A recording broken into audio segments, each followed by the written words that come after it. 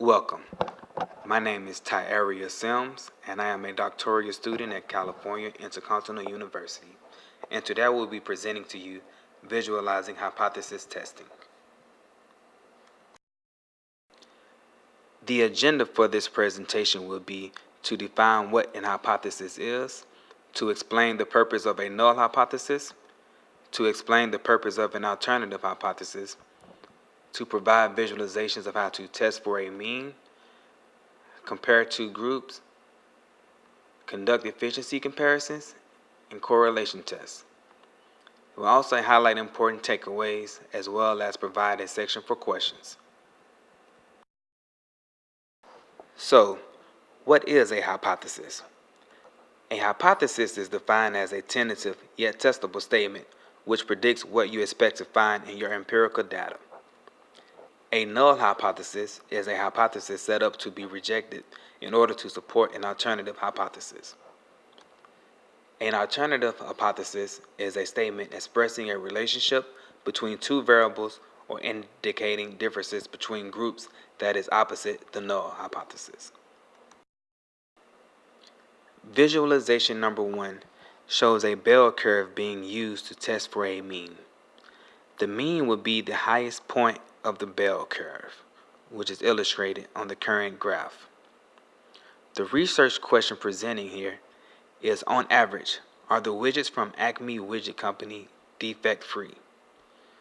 The null hypothesis for this particular research question would be the mean probability of producing defective widgets is not 0. An alternative hypothesis would be the mean probability of producing defective widgets is equal to 0, which is demonstrated in the graph. Visualization number 2 shows comparing two groups. This particular research question asks, does the average major league team have more home run hitters than its corresponding minor league team?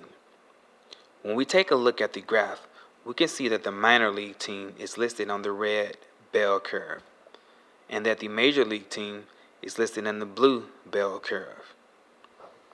A null hypothesis for this graph would be, there is no difference in the amount of home run hitters between corresponding major and minor league teams. An alternative hypothesis would be, there are more home run hitters on major league teams than compared to their corresponding minor league teams.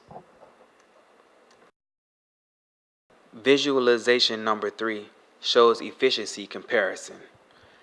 As we look at the graphs, we see that there are two groups listed.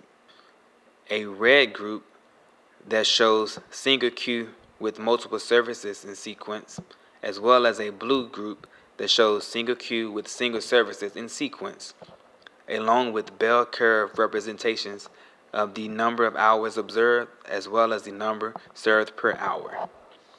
The research question for this particular graph would be, the efficiency curves of the red and blue teams were recorded. Do the teams have equal mean efficiencies?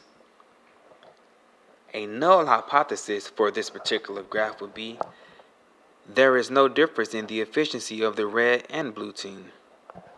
An alternative hypothesis would be, there is a difference between the efficiency of the red and blue teams.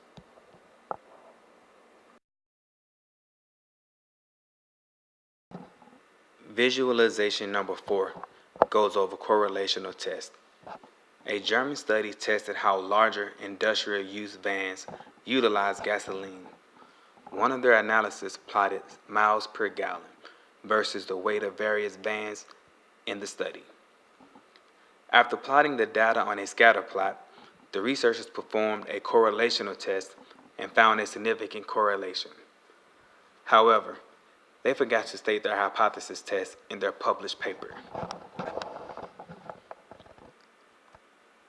The important question, what were the study's null and alternative hypotheses?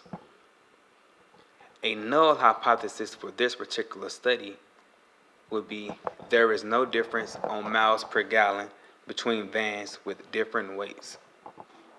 An alternative hypothesis would be, vans with heavier weights get less miles per gallon. Also, in this particular correlation test, they indicate a p-value of 0.0001, which is significant when using a significance level of 0.05.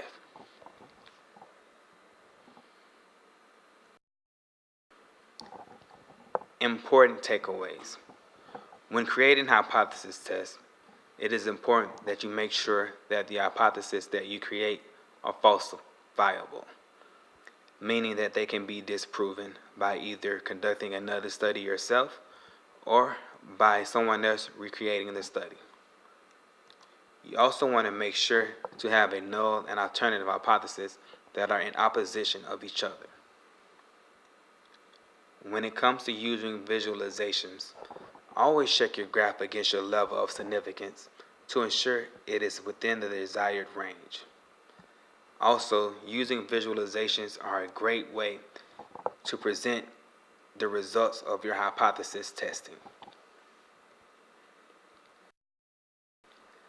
Thank you for watching this presentation. Please feel free to ask any questions that you may have.